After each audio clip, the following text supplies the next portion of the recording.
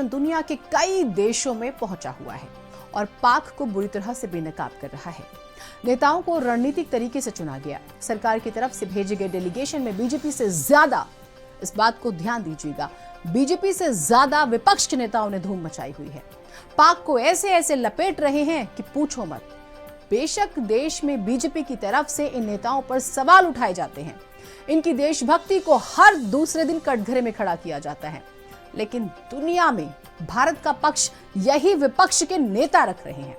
हम सबसे पहले बात करेंगे ओवैसी साहब की। असदुद्दीन ओवैसी आजकल पूरे फॉर्म में है, पहलगाम हमले के बाद से ही। असदुद्दीन ओवैसी ने मंगलवार को पाकिस्तान के प्रधानमंत्री शहबाज शरीफ और सेना प्रमुख असीम मुनीर को बेवकूफ जोकर कहा और ऑपरेशन सिंदूर को लेकर पाकिस्तान के झूठे प्रचार को बेनकाब किया। एक घटना का जिक्र करते हैं ओवैसी और पाक की पोल खोल देते हैं। वो कहते हैं पाकिस्तान के सेना प्रमुख असीम मुनीर ने पाक प्रधानमंत्री शहबाज शरीफ को ऑपरेशन बनियान अल मरसस का स्मृति चिन्ह भेंट किया था और भारत पर अपनी जीत का दावा किया। हालांकि बाद में पता चला कि ये तस्वीर तो 2019 के चीन सैन्य अभ्यास की थी। ओवैसी ने पाकिस्तान पर तीखा प्रहार करते हुए कहा, चीजों को सही तरीके से कॉपी करने के लिए भी तो दिमाग की जरूरत होती है।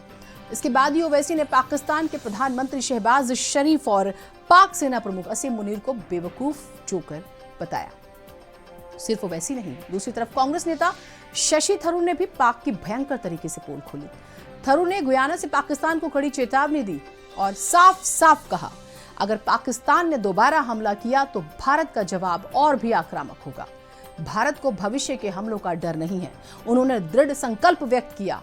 थरूर कहते हैं, भारत का इरादा सिर्फ जवाबी कार्रवाई करना था। भारत पाकिस्तान के साथ लंबी लड़ाई नहीं चाहता था, लेकिन अगर पाकिस्तान दोबारा हमला करने की हिमाकत करता है तो फिर हमारा जवाब पहले से भी ज्यादा आक्रामक होगा। और तो और कांग्रेस के बड़े नेता मनीष तिवारी ने कहा कि आतंक का गढ़ तो पाकिस्तान ही है। सुनिए तीनों को।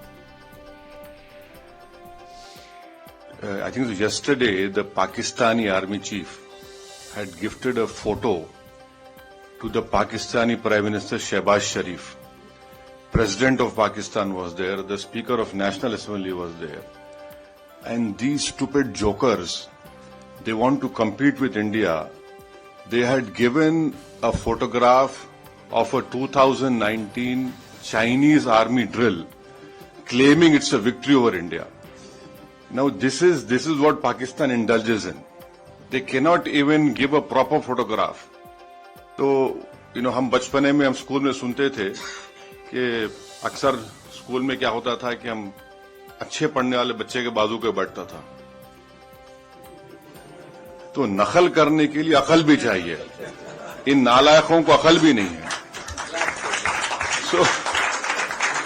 So you just imagine that your own country's Prime Minister, President, Speaker of National Assembly is there. Your so-called Mr. Field Marshal is there, and the Field Marshal gives a photograph of a Pakistani Chinese drill of PHL-03 in 2019. हम लोग जो दलगत सियासत से ऊपर उठकर पूरी दुनिया में ये संदेश लेके जा रहे हैं, उस संदेश का सिर्फ मतलब यही है कि ये मत समझिए कि ये आतंकवाद एक ही जगह तक सीमित रहेगा।